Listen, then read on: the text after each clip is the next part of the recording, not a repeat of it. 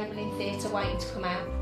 We filmed in busy maternity departments in Birmingham, Manchester and Cardiff. 6'11", I reckon.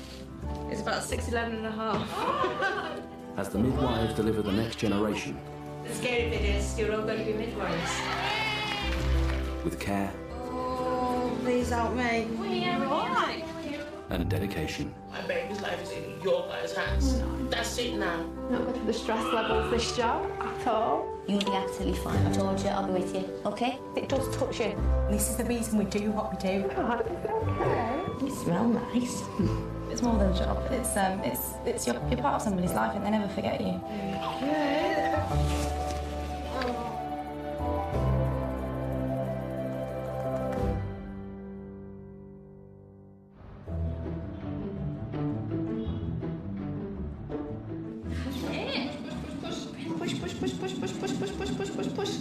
St Mary's in Manchester is one of the busiest maternity hospitals in the northwest.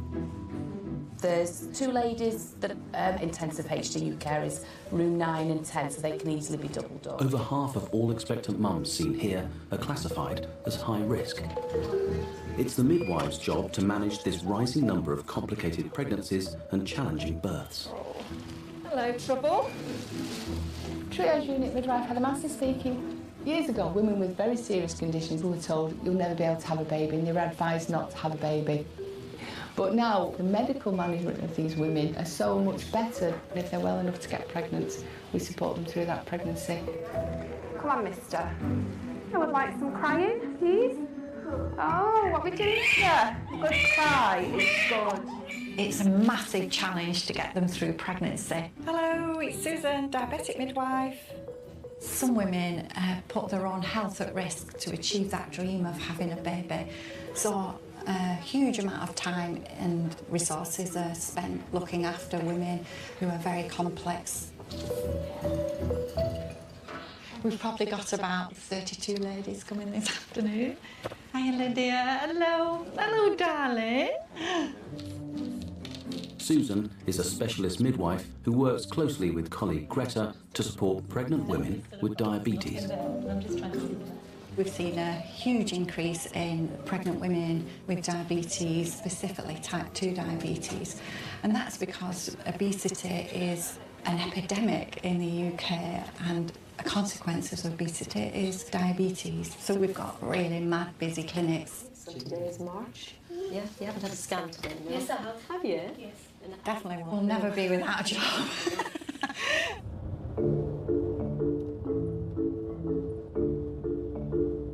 I blame that book for my pregnancy. 50 Shades of Grey, basically, has like put me here. When you mentioned the name Karla, you just got to laugh because you just get the picture of a very bubbly, happy girl. Have you read 50 Shades of Grey? No. Have you not read it? What about your wife? If you write for the name, then I'll see that. I'll write the name down for you. Thank you. You just never forget Karla. Actually, when she came through the door this time, just straight away, oh my goodness. Karla is in the last 2 weeks of her pregnancy with her 3rd baby. She has type 2 diabetes and needs to attend a clinic every 2 weeks for a checkup. Oh, thank you. I thought I'd get dolled up considering I'm coming here. Have you got a urine sample for me? I haven't, not yet. I'm ready to rock though for one. Well, I know where the bathroom is, don't Yeah, you? yeah. Okay. Pregnant woman, I know where every bathroom is. The diabetes clinic has seen its numbers double in the last 10 years. With having diabetes, the risks of hypertension are higher, the risks of miscarriage is higher, the risks of congenital abnormalities is, 5-6-fold, and so we're seeing a lot of these ladies, and the whole pregnancy is quite intense and very time consuming. That's not very big, is it? Look at I don't think where you've got.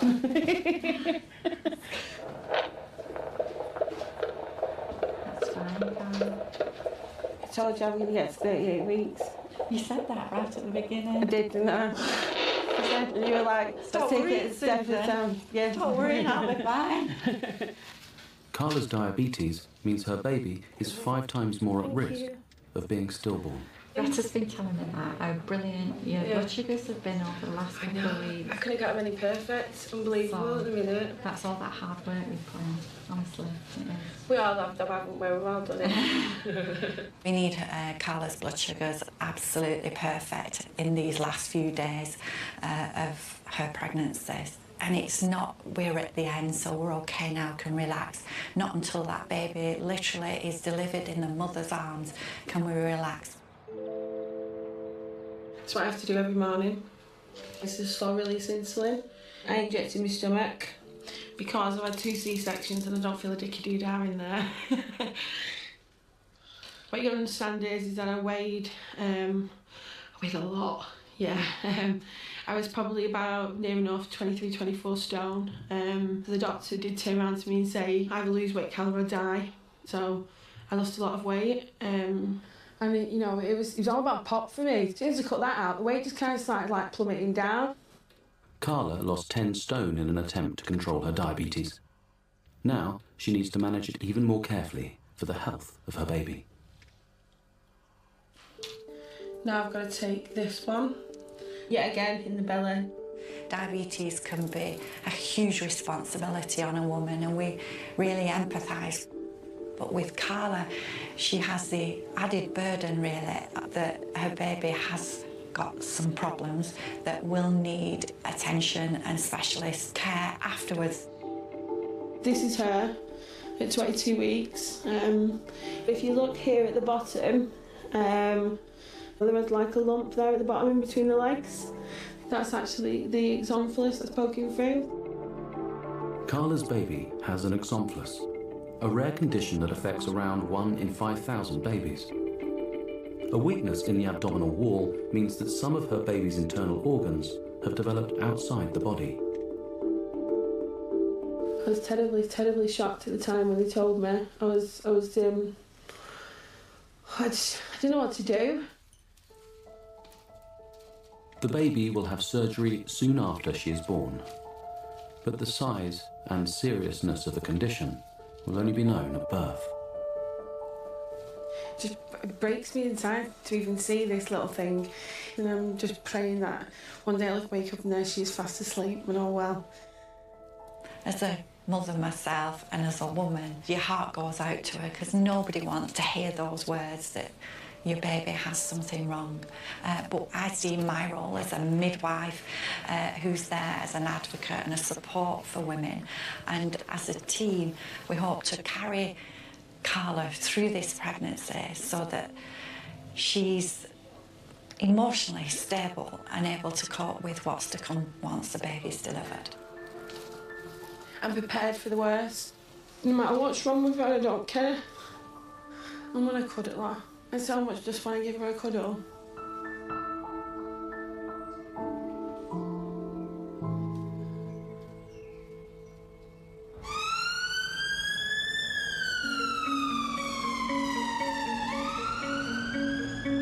Triage unit midwife Heather Massey speaking. Can I help you? Oh, I see. Heather is one of the large team of midwives working on the main delivery unit. And what is your hospital number? Today, she is in charge of triage, offering 24-hour emergency assessment and advice to pregnant women. Transfusion on the phone. Okay. There's 2 ladies coming in as well. We have to be ready for anything. We've seen more and more ladies with complex medical needs, ladies with conditions that sometimes I've never heard of, and I've been a midwife and a nurse for a very long time. Your baby moving okay? You just hope that you're not going to find anything that you can't cope with. Stephanie. Hi Stephanie, my name's Heather. I'm going to take you through to one of the rooms, okay? So we can get you out of this wheelchair. Show some portable, tell me the correct way to push a chair. Are you alright to just pop on the bed for me? 23-year-old Steph is 7 months pregnant. How are you feeling now? Still out of breath. Still out of breath, and you've still got the chest pain. Right. She's been rushed into hospital by her husband, Dan. So when did this start, the breathlessness? Yesterday, I collapsed in Tesco's. Right. And then, since then, I've been having like a real tight chest, right, breathlessness, and then sharp stabbing pains. I'm just going to do some observations and check that your baby's not been affected by your breathlessness. Okay, is that all right? Steph has a complex congenital heart condition that was only discovered after getting pregnant. My baby sounds fine, but obviously we just need to make sure that baby's happy with what's been happening with you. Okay, and I'm going to get doctors to come and see you.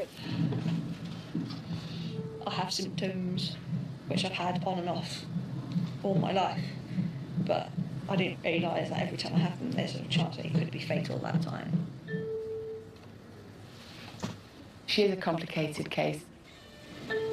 Women with a cardiac condition, obviously the body is put under extra pressure by the pregnancy, and as the pregnancy grows, the heart is put under more pressure. The danger for Steph is that her heart and lungs may not cope with the strain of the pregnancy. And they were very clear at the beginning of what we were risking, well, what I was risking.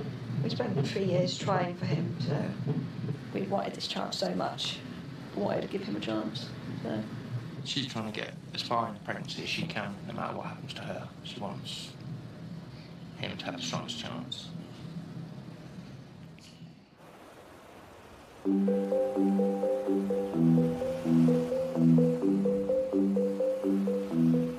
Yeah, okay. After a night of observation, Steph's symptoms have settled and she's back home in North Wales. When I found out about my heart condition, they sat me down and explained that they couldn't guarantee the pregnancy, they couldn't guarantee that I'd come out of it, and that gobsmacked me at that point. Despite all signs that the baby was healthy, the medical team gave Steph the option of a termination for the sake of her own health. To me, there wasn't a choice already. I knew he was there, and that was it. From very young, I dreamt about having a family of my own, and I always saw children as my main goal in life. Yes, I'm living, but so is he. It is her choice. Yeah, I'm very worried, very scared for her. I'm scared for them both. Even if that means at the risk of my own life, I will try and protect him, because that's what a mum does. She is brave and full of hope. I could never call anybody stupid for having that desire. People will always take a risk, won't they? They've been dealt a bad lot of cards, really, and it could have major consequences, but she obviously has the need to have a baby. It's an instinct in a woman, isn't it? To be a mum.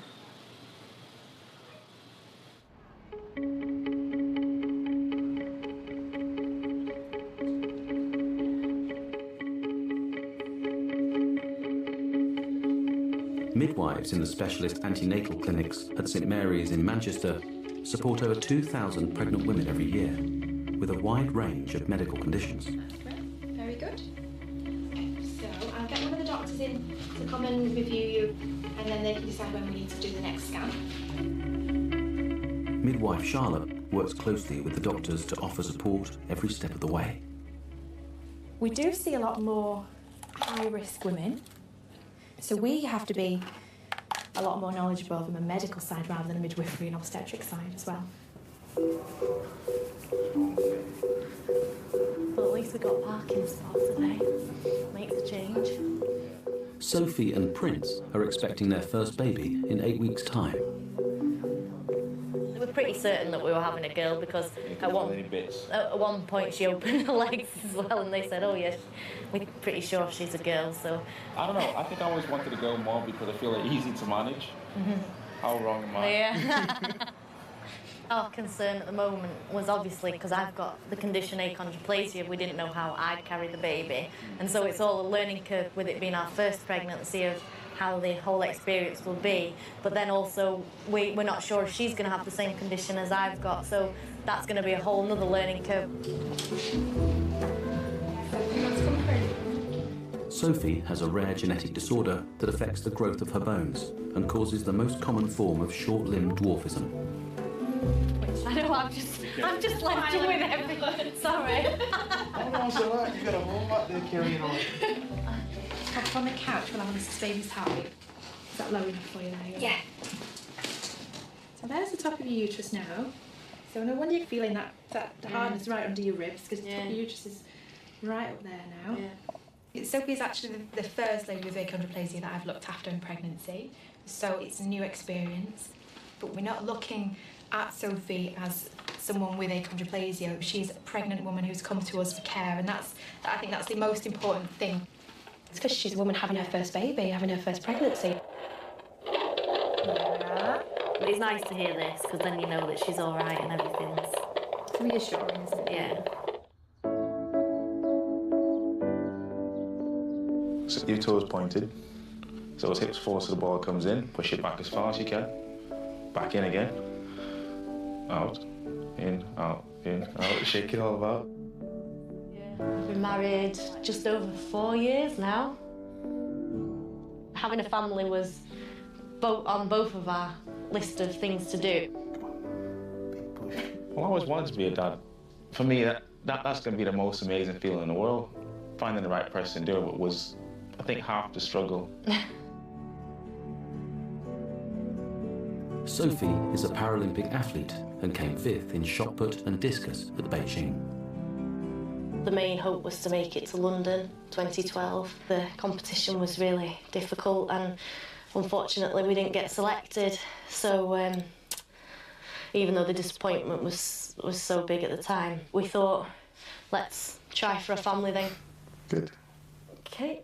Obviously you don't know if you're going to be gifted with a child, and I wasn't too sure if my disability would make that decision for me in any way. But then once I did become pregnant, you start to think then of if there's going to be any complications with me carrying a baby, and with the fact there would be a 50-50 chance with us of passing on dwarfism to her. Hope she doesn't decide to come out now.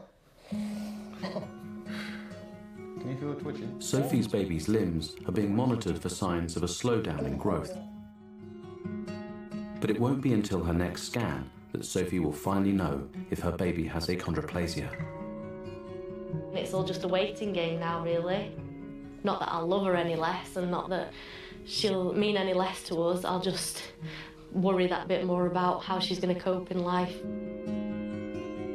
It must be a really big decision for a couple, knowing that they've got a genetic condition, that when they do plan to have children, there's that risk there that genetic condition is passed on.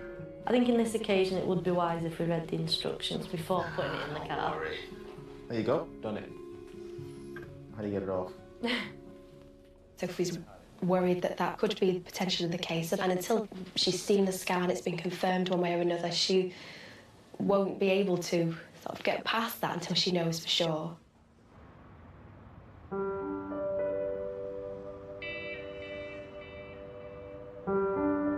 Feels like the middle of the night, doesn't it? Jeannie's only just gone to bed over the road as well. Karla has reached the end of her pregnancy, and due to having had 2 previous C-sections, she's having planned surgery to deliver her baby. You know, I'm sure the way she's kicking this morning, she's coming out kicking and screaming. Karla's baby will have an operation soon after she is born. I think he's come round pretty quick, you know. Yeah, you think he's come round pretty quick. Come on, kid. Karla's 20-year-old daughter, Terry, will be supporting her throughout. It's like our work has got her to this point and it's about delivery now. And as a midwife, you want to almost give her some strength to get through the other side. Hello. I know, I finally got here. Yeah. Hi. You okay? Yeah. Look a bit tired if you're not slept very well. No. You know what that's another word for? You're like, rubbish. No, you just look tired and it's expected. Can I give you a big hug? Because I'm going to be busy and I won't see you going in there. Oh, come here. Thank you so much. I don't know how I would be in her situation. I can't wait. You never forget there's a huge journey for Karla, the other side of delivery, and you really do feel for her, and you hope this little girl of hers has got the same character and strength and attitude that Karla has that'll bring her through this difficult few days of her life. How are you feeling? Are you worried about anything? Yeah, I'm worried about you. Being my birthing partner in this traumatic situation. And then I'm worried about baby. I'm scared to see her, as well as like really excited because I'm going to feel when I see her.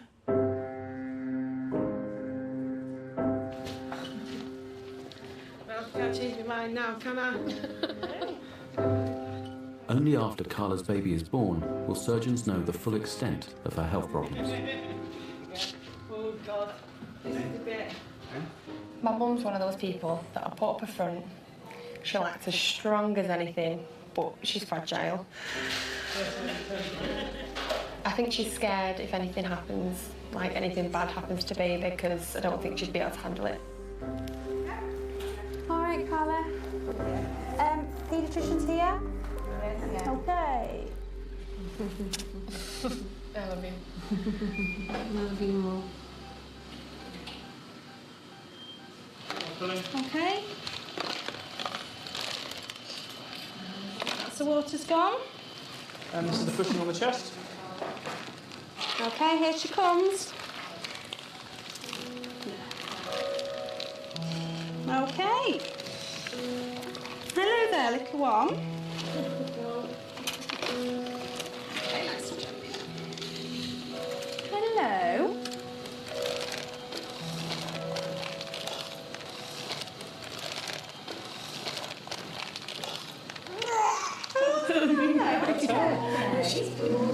How are you? Fine, thanks. Oh, look at you. She's gorgeous, Karla. Well done. Karla, quick look, quick look.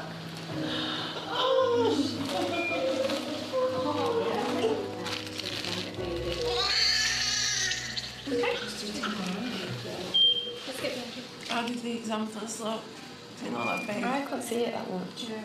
But let's just take the next step. Sleep overwhelmed now. I can't wait to see you again.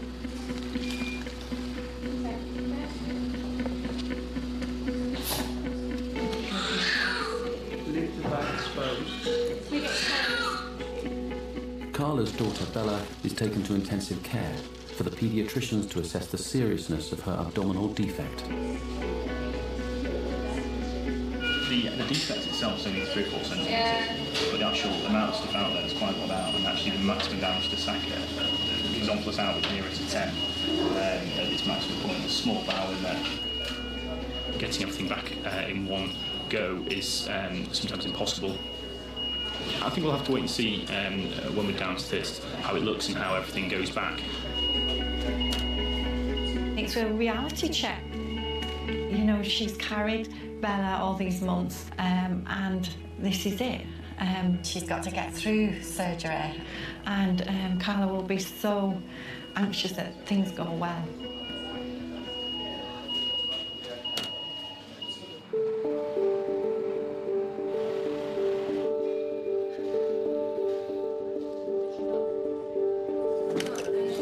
Hello, midwife speaking. Okay, yeah? It's been 3 weeks since Steph's blackout, and the team at the hospital's cardiac clinic have been running tests to discover the reason why. Baby been moving around okay? Yeah. Yeah. Any more sort of dizzy spells? They're getting a bit more frequent, but I don't know if that's because I'm getting to the end of the pregnancy that is putting a bit more strain on. Just have a seat on the couch, darling, and I'll just have a feel of you. Perfect. Feel like a bone there? Yeah. Spot on. Midwives here work closely with the team from the Manchester Heart Centre, who support over 80 pregnant women a year with cardiac problems. Put these on, Stephanie. I need you to relax and be as still as you can for me, sweetheart, okay? Yep. Ladies like Steph previously may never have even got to childbearing age. If that's the choice that they've made, then we're not there to say that they can't do it. We're there to say these are the risks, and they go into that knowing what the risks are. Have you got names planned and everything? Yeah, his name's Aiden. Aiden. People might argue that she's made the wrong decision or she's been selfish. I'm not in her shoes. I've never had a heart condition. I've not had the discussions with my husband about what would happen if that was the scenario. So I can't pass judgment. All I'm there to do as a midwife is to support her, irrespective of what the outcome might be. The strain of the pregnancy on Steph's heart is becoming a real concern for the team. Have you had any more blackouts? Not complete ones, have I? Not complete ones. Have you had some that I've been getting black spots again. You remember the 24-hour ECG recording we did No. last time you came? We've got that now, and I've analysed that yesterday. That shows that there are periods where your heart slows down and the rhythm becomes very abnormal. What that means to you is that we would recommend that you have a pacemaker fitted for that. Okay. It's just a thing called complete heart block. We need to do it now, really.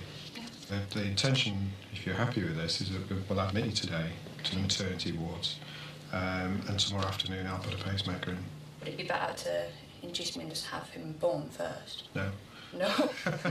I think we need rhythm safety for you for whichever mode of delivery comes. Okay. Okay. Complete heart block is dangerous because we know that some patients may die of this.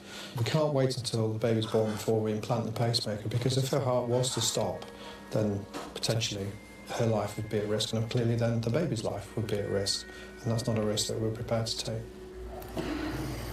So what's that? I need to ring Mum.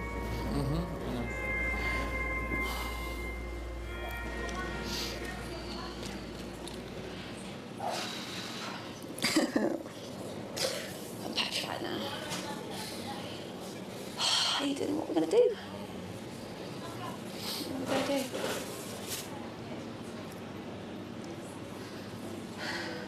But I'd been a bit too lucky all the way through, to be fair.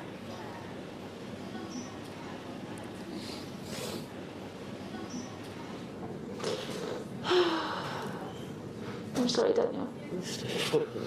You're sorry. Oh, okay.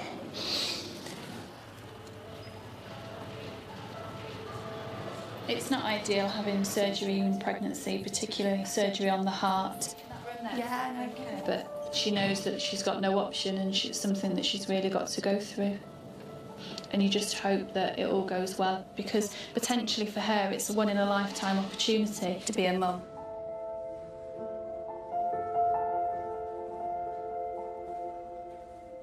It's Susan at St Mary's.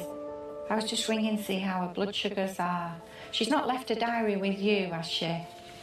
This is, for a lot of ladies, what they've dreamed of since being a little girl, and that's what drives them at all odds and at the expense of their own health, to have a pregnancy, to feel real, like you're just like anybody else. But it's huge for us as a service that is under a lot of pressure to deliver for women. There's a lot of expectation on us as midwives, and we feel that day to day.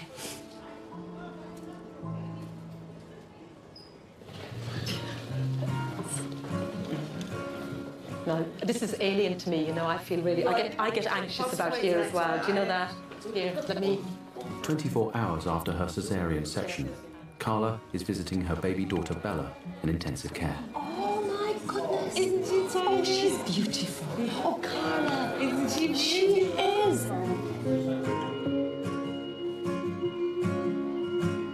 Bella will have surgery today to try and repair the defect in her abdominal wall. It's got to be done. Yeah, I'm worried. I don't really, want her to have the operation, but she's got to, and that's the only way we can get her home. So, it's the last little bit, yeah. It's the last little bit for her. I just got to let her go, haven't I, and just let them deal with it now.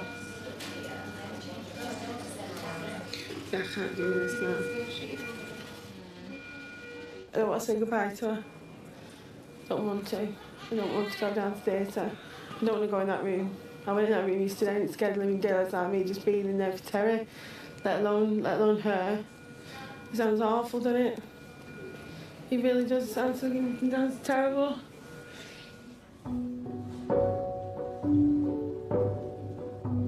She can only be so strong for so long. She's got me. I'll make sure she's all right.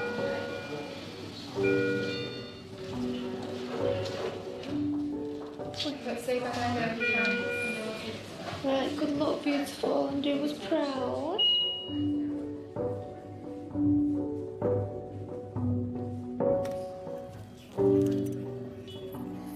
Any baby who needs an operation within 1 day of life is having a risky operation. The first thing we're going to do is make sure the bowel looks healthy through the membrane. Then we're gently going to try and reduce it, which means push it back inside her tummy. And if we fill her tummy up with lots and lots of bowel, it's much harder for her lungs to fill with air and for her to breathe on her own, and that can cause problems as well. So there are a lot of things to think about.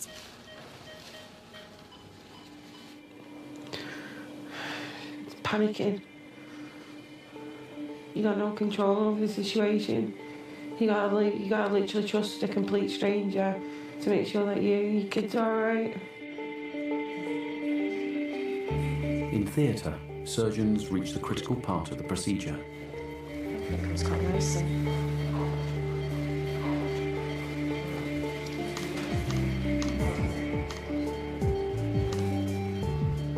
That's great, thank you. Bella's bowel is carefully squeezed through the base of her umbilical cord and back inside her body.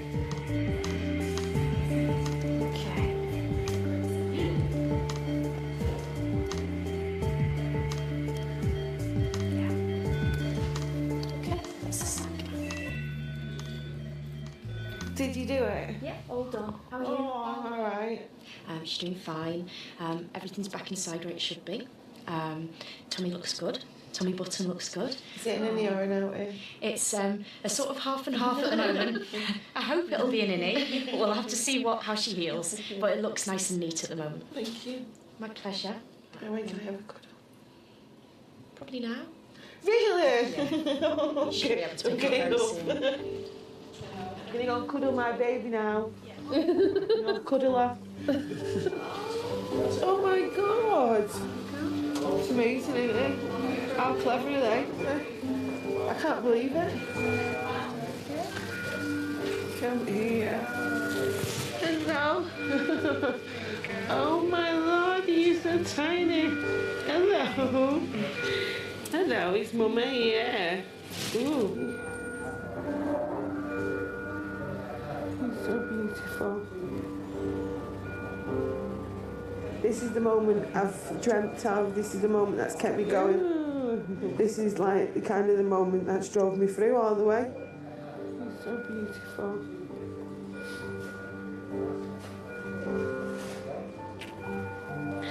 I never want to let you go, do I?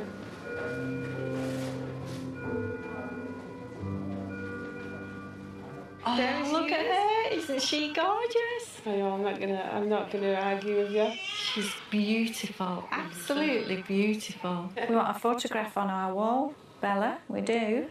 I could sit here all day with you, you're nice and warm. I think we can learn a lot from how Karla managed that pregnancy. She just stayed amazingly positive and just really strong, and she believed in her baby.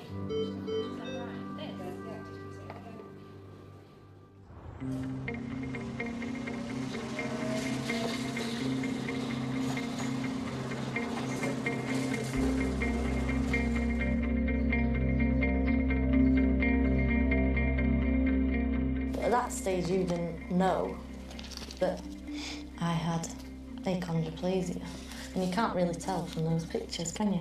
No, not really. Sophie is 7 months into her pregnancy and is having a scan today to find out if her baby has inherited her dwarfism.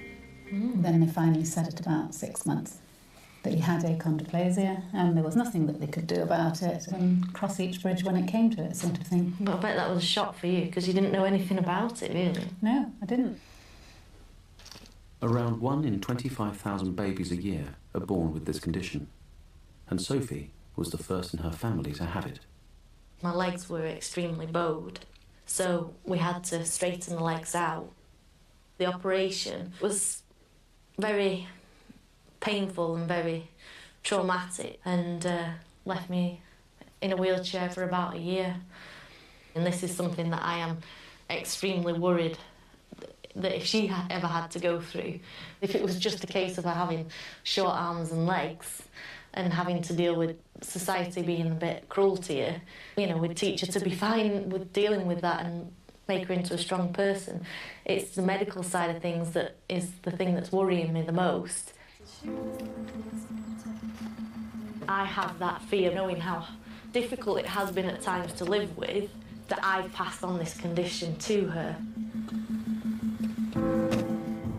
I know it's come from me, and you go through those feelings of guilt thinking, was it selfish of me to have a child with this condition?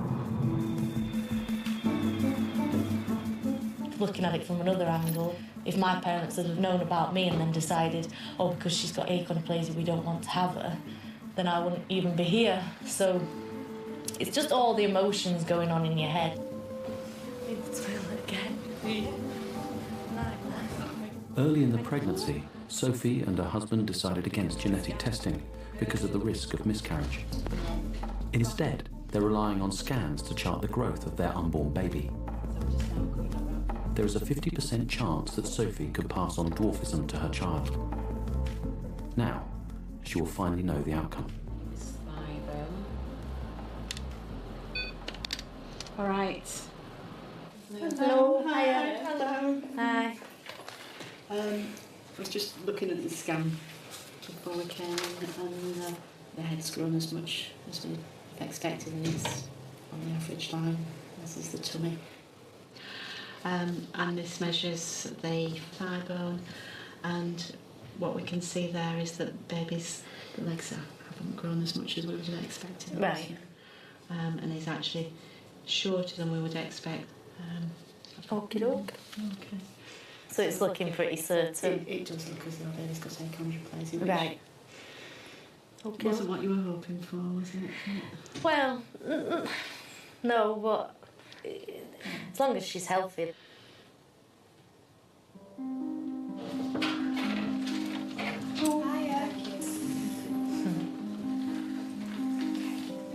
So you've seen the doctor already today? Yes, it's looking like she's definitely going to have achondroplasia. So how do you feel about it all now? All right, I have to go home and take it all in. Really, that's how I. That's it. That's how I am. It's I discuss it with my husband and everything's fine. You're really healthy in the pregnancy, which is really good. And the baby's well. Exactly, that's the main thing. And you've got your date for cesarean, so yes. even better. Yes. You've got a date to work to. Yes, counting down. I'd be lying to say I didn't have that tiny bit of hope, thinking, oh, maybe her legs have grown a lot and she'll be absolutely fine and there'll be no problems. So still felt that little bit of disappointment, but that's a bit of a strong word. I still felt emotional and worried and all those things, but it takes you a while to take in that information. She's grown up with achondroplasia. She knows her daughter has to do that, so it's difficult. And she just wants the reassurance that everything's going to be okay. Why should it be any different now? I mean, as long as she's still healthy, it doesn't really matter if she's dwarf or not. Listen, there's nothing you can do about your condition, dear. There's nothing that's a problem for it. And I know that because you've done so well, even if we have to go through the hard times, you wouldn't be the same person if you didn't go through those things. You're right. So don't think about it as the worst thing in the world that could have happened. Think about it, this just may be the way she's meant to be because she has something greater in the world to do. She'll have been put here for a reason, to make a difference. Exactly. Yeah, you're right.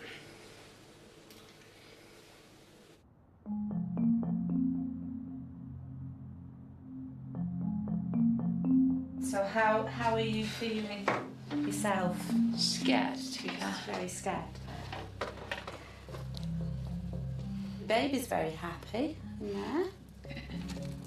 So that's an ideal trace, that. Good. 8 months into her pregnancy, Steph is having surgery to fit a pacemaker to help control her abnormal and life-threatening heart rhythms. I think it's easier for me, more straightforward for me, because I'm not the one who's going to be sitting outside the theatre and having that hour drag on for half a lifetime.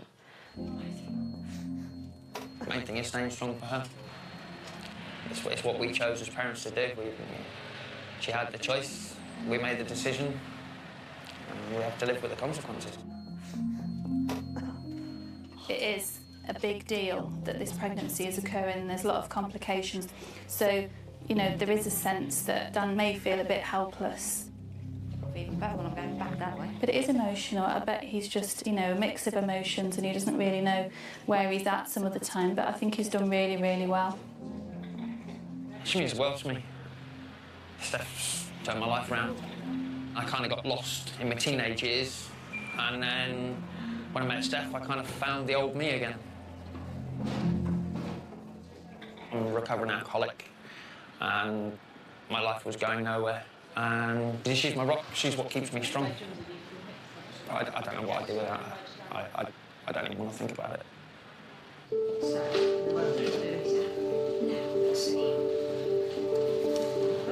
We're going to implant a permanent pacemaker for Stephanie through one of the veins just under the left shoulder. Throughout the operation, the baby will be closely monitored by the maternity team. We've got Mum on a tilt to make sure that blood supply to baby's good. Catherine, the midwife's monitoring baby with a CTG machine, and we're just standing by in case there's a problem.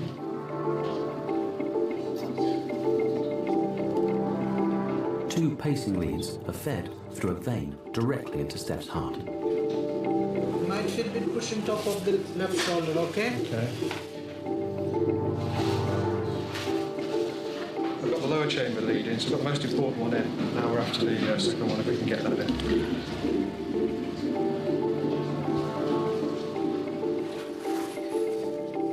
Yeah, there's been that many complications and things gone on. We have spoken, me and Steph, that it could all go wrong, and Steph told me what she wants me to do if the worst happens. If the choice is between her and Aidan, then it's to be Aidan all the way. I agree with her, but I don't want to lose my wife. I don't want to lose either of them.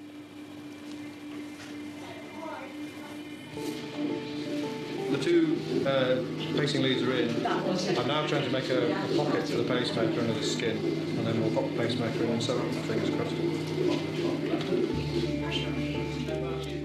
Once the pacemaker is connected to the pacing leads, it will send electrical pulses directly to Steph's heart. Yeah, pacing well with a good computer. A little bit of pulling now. By stabilising the heart, the team are giving Steph the best chance of surviving to the end of her pregnancy. Better than I expected. Happy? Yes. Right. Here we go. Anything? Okay, actually. Yeah, she's got to be back with her now. We are now happier she has the pacemaker and it's working than we were previously going into labour without that, because that would have been a very high risk situation, and that's why she's had all this input to make it as safe as we can possibly make it.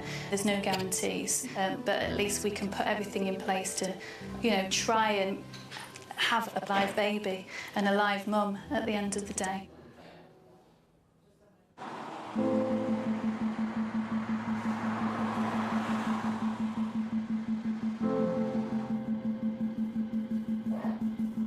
Hi, it's Mandy. I'm the midwife on the elected list today. We've got a patient called Sophie Gay. She's got achondroplasia. And so we will need somebody there at delivery. I've been told that the baby has it as well.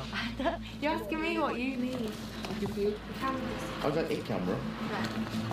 Because of her condition and the small size of her pelvis, Sophie's only option for a safe delivery is a caesarean section.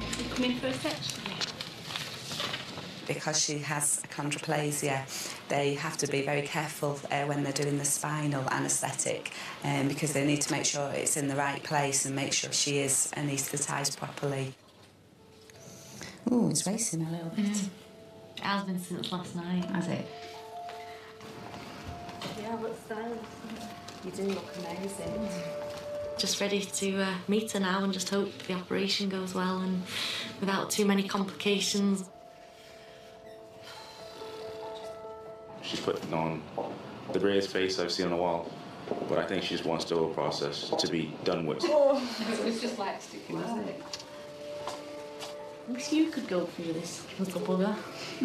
Women have to do it. He will be going through it, trust me. Retreat to the edge now, lots of people. Big room. Everyone is needed, we're only good.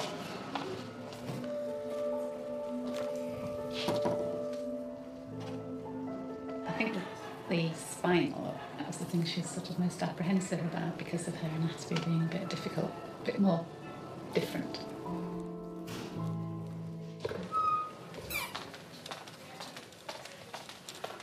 Hello.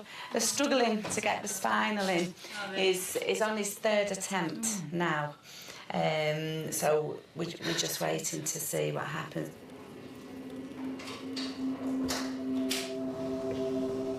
You don't like to think that there could be complications, and I'm just trying to stay positive because there's going to be a baby at the end of it.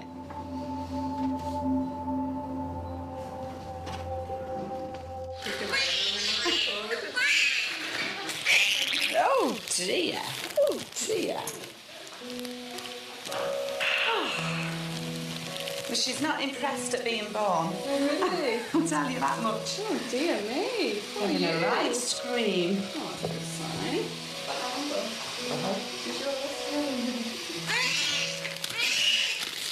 It's not that bad. She's really gorgeous. She's beautiful. Look at you. Oh. Is she photogenic like her midwife?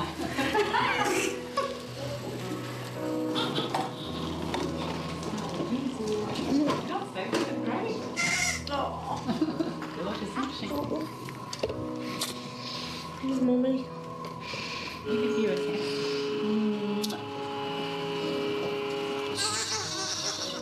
Oh dear. Oh dear. I just can't believe this is my baby. Our baby. I can only go on my own experience by how I felt becoming a mum for the first time. It's just amazing, and you can never underestimate it, really. You smell nice.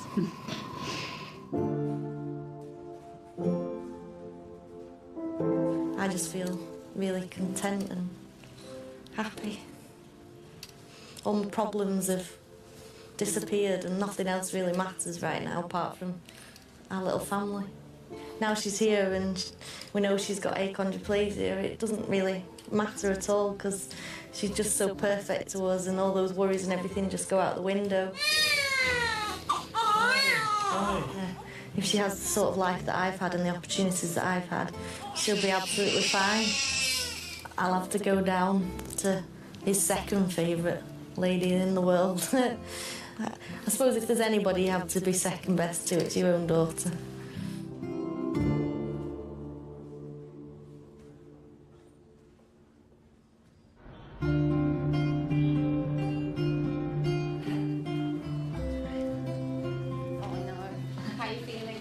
Okay, excited? Yeah.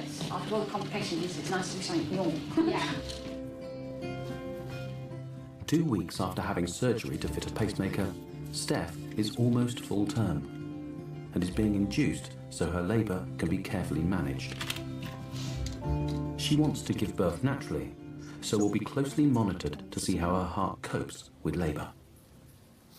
I'm quite surprised we finally got here. After all the worry all the way through, now doing something really natural and something that I've always wanted to do. The only time I'm going to feel completely relaxed is when Aiden's here, and I know that Aiden's fine and Steph's okay.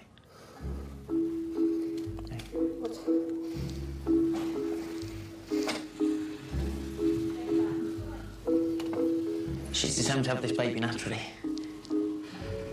5 hours after the induction process began, Steph is in established labour. So how you feeling? Great, I think.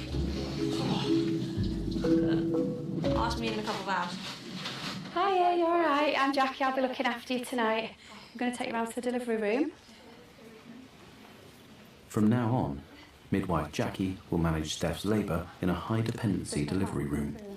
Just putting her ECG electrodes just on so we can monitor Stephanie's heart rate throughout her labour. You know, we're just observing closely to make sure that there's no real abnormalities, and if there is, just get the doctors in as soon as we can. So at the moment, your heart's beating a little bit on the fast side, sort of around 107. At the moment, there are no paced beats, so that's your heart doing all of its work at the moment. You got a contraction at the moment? Now your waters have gone. Okay, you felt that then, yeah? That's good. Do you feel like you need to push? Yeah. I'm trying not to though. Yeah. To minimise the strain of labour on Steph's heart, Jackie needs her to hold off pushing for as long as possible. Got lots of pressure? Yeah. Well done. You're fully. I'm ready. Yeah?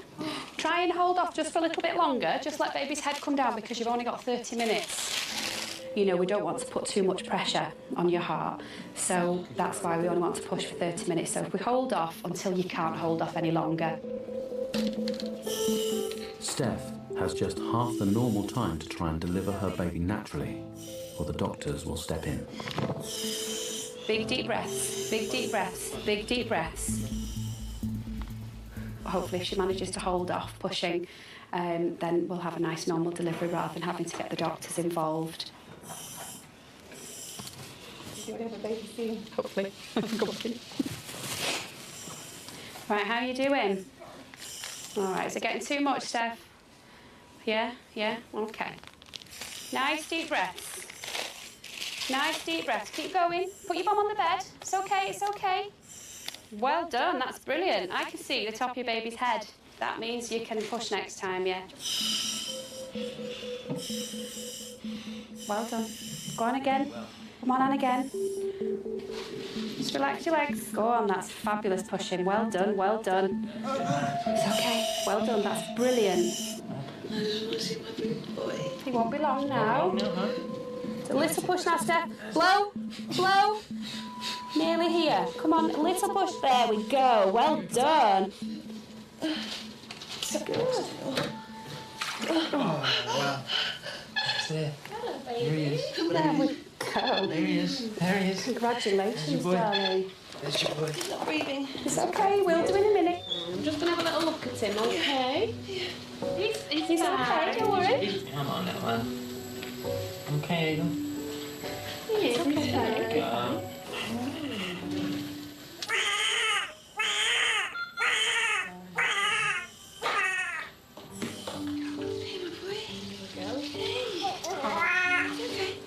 You're giving me a fright, you are. Yes. You're making me worried. I don't know anything to happen to you. I don't really know how it feels, to be honest. It's surreal, really.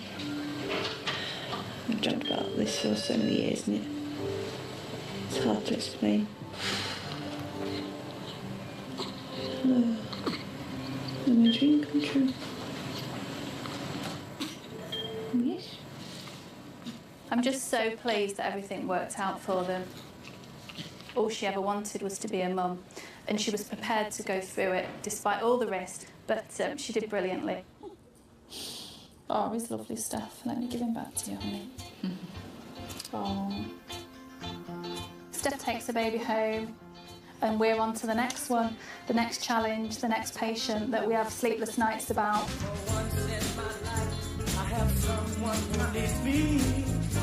We would pass it on to the next lady and say, do you know, there was very little hope for another baby and it did really well. So if there's, you know, if there is life, then there is always hope. Bella, look at Mummy. A baby Belle. She's giving big smiles. She did, You know, all that hard work was worth it for everybody, We'll do it for again them, next and time. for, yeah. We'll go through it again. We'll do it again. Oh. I do genuinely love you. You go.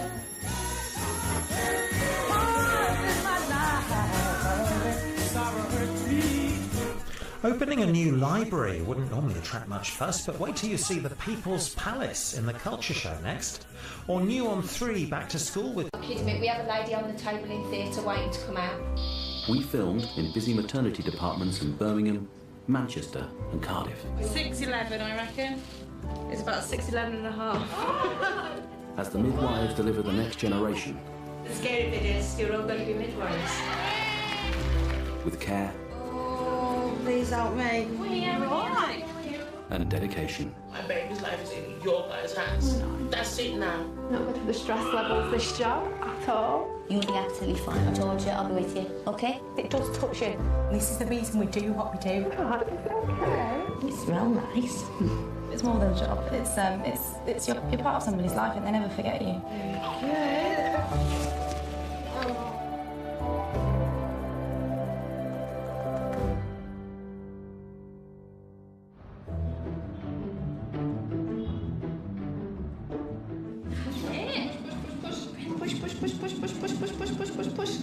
St Mary's in Manchester is one of the busiest maternity hospitals in the northwest. There's 2 ladies that intensive HDU care is room 9 and 10, so they can easily be doubled up. Over half of all expectant mums seen here are classified as high risk. It's the midwife's job to manage this rising number of complicated pregnancies and challenging births. Hello, Trouble.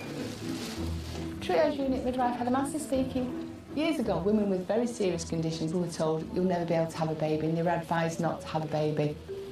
But now, the medical management of these women are so much better. If they're well enough to get pregnant, we support them through that pregnancy. Come on, mister. I would like some crying, please. Oh, what are we doing here? Good cry. It's good. It's a massive challenge to get them through pregnancy. Hello, it's Susan, diabetic midwife.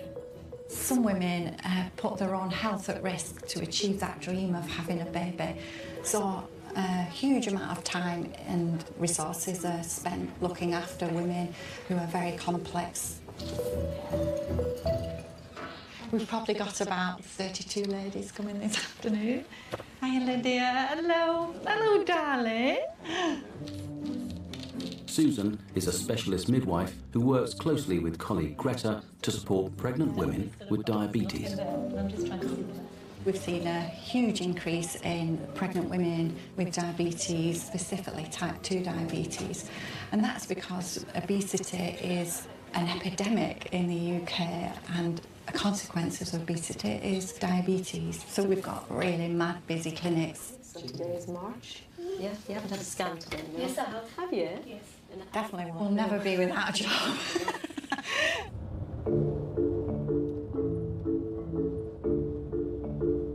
I blame that book for my pregnancy. 50 Shades of Grey, basically, has like put me here. When you mentioned the name Karla, you just got to laugh because you just get the picture of a very bubbly, happy girl. Have you read 50 Shades of Grey? No. Have you not read it? What about your wife? If you write for the name, then I'll see that. I'll write the name down for you. Thank you. You just never forget Karla. Actually, when she came through the door this time, just straight away, oh my goodness. Karla is in the last 2 weeks of her pregnancy with her 3rd baby. She has type 2 diabetes and needs to attend a clinic every 2 weeks for a checkup. Oh, thank you. I thought I'd get dolled up considering I'm coming here. Have you got a urine sample for me? I haven't, not yet. I'm ready to rock though, for one. Well, I know where the bathroom is, don't Yeah. Okay. Pregnant woman, I know where every bathroom is. The diabetes clinic has seen its numbers double in the last 10 years. With having diabetes, the risks of hypertension are higher, the risks of miscarriage is higher, the risks of congenital abnormalities is, 5-6-fold, and so we're seeing a lot of these ladies. And the whole pregnancy is quite intense and very time-consuming. That's not very big, is it? Look at I don't think where you've got.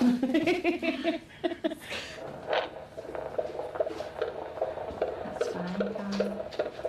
I told you I'm going to get to 38 weeks. You said that right at the beginning. I did, didn't I? And you were like, Don't take worry, it step at a time. Yeah. Don't worry, I'll be fine. Karla's diabetes means her baby is 5 times more at risk of being stillborn. Greta's been telling me that, how brilliant your blood sugars have been over the last couple of weeks. I couldn't get many perfect. Unbelievable at the minute. That's all that hard work we've put in, honestly. It is. We all have them, haven't we? We've all done it. We need Karla's blood sugars absolutely perfect in these last few days of her pregnancy. And it's not, we're at the end, so we're okay now, can relax. Not until that baby literally is delivered in the mother's arms can we relax. That's what I have to do every morning. This is slow release insulin. I inject in my stomach because I've had 2 C-sections and I don't feel a dicky doo-dah in there.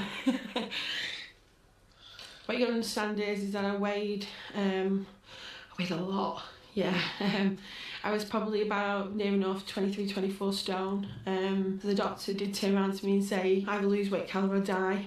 So I lost a lot of weight. And you know, it was all about pop for me. As soon as I cut that out, the weight just kind of started like plummeting down. Karla lost 10 stone in an attempt to control her diabetes.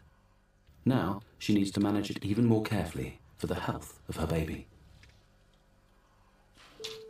Now I've got to take this one, yet again in the belly. Diabetes can be a huge responsibility on a woman and we really empathise. But with Karla, she has the added burden really that her baby has got some problems that will need attention and specialist care afterwards. This is her at 22 weeks. If you look here at the bottom, there was like a lump there at the bottom in between the legs. That's actually the exomphalus that's poking through. Karla's baby has an exomphalus, a rare condition that affects around 1 in 5,000 babies. A weakness in the abdominal wall means that some of her baby's internal organs have developed outside the body. I was terribly, terribly shocked at the time when they told me. I didn't know what to do. The baby will have surgery soon after she is born, but the size and seriousness of the condition will only be known at birth. It breaks me inside to even see this little thing, and I'm just praying that one day I'll wake up and there she is fast asleep and all well. As a mother myself and as a woman, your heart goes out to her because nobody wants to hear those words that your baby has something wrong. But I see my role as a midwife who's there as an advocate and a support for women.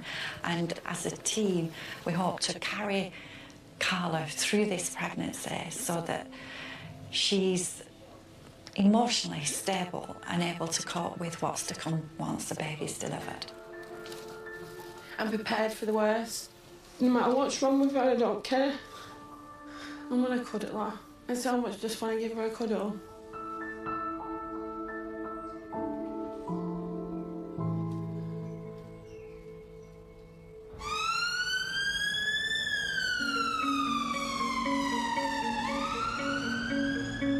Triage unit midwife Heather Massey speaking. Can I help you?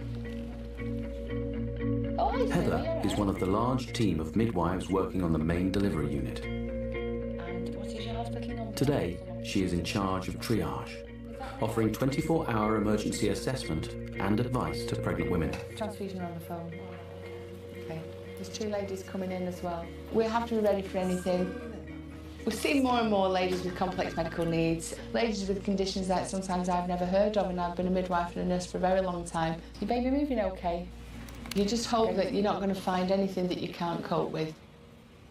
Stephanie. Hi Stephanie, my name's Heather. I'm going to take you through to one of the rooms, okay?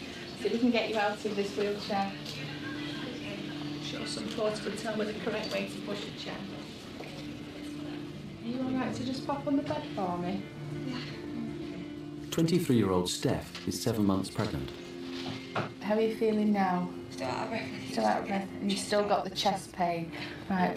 She's been rushed into hospital by her husband, Dan. So when did this start, the breathlessness? Yesterday, I collapsed in Tesco's. Right. And then, since then, I've been having like real tight chest, Right. breathlessness, and then sharp stabbing pains. I'm just going to do some observations and check that your baby's not been affected by your breathlessness. Okay, is that all right? Steph has a complex congenital heart condition that was only discovered after getting pregnant. Right, baby sounds fine, but obviously we just need to make sure that baby's happy with what's been happening with you. Okay, so I'm going to get a doctor to come and see you. I have symptoms which I've had on and off all my life, but I didn't realise that every time I have them, there's a chance that it could be fatal at that time. She is a complicated case. Women with a cardiac condition, obviously the body is put under extra pressure by the pregnancy, and as the pregnancy grows, the heart is put under more pressure. The danger for Steph is that her heart and lungs may not cope with the strain of the pregnancy. And they were very clear at the beginning of what we were risking, well, what I was risking. We spent 3 years trying for him, so we wanted this child so much, wanted to give him a chance. So. She's trying to get as far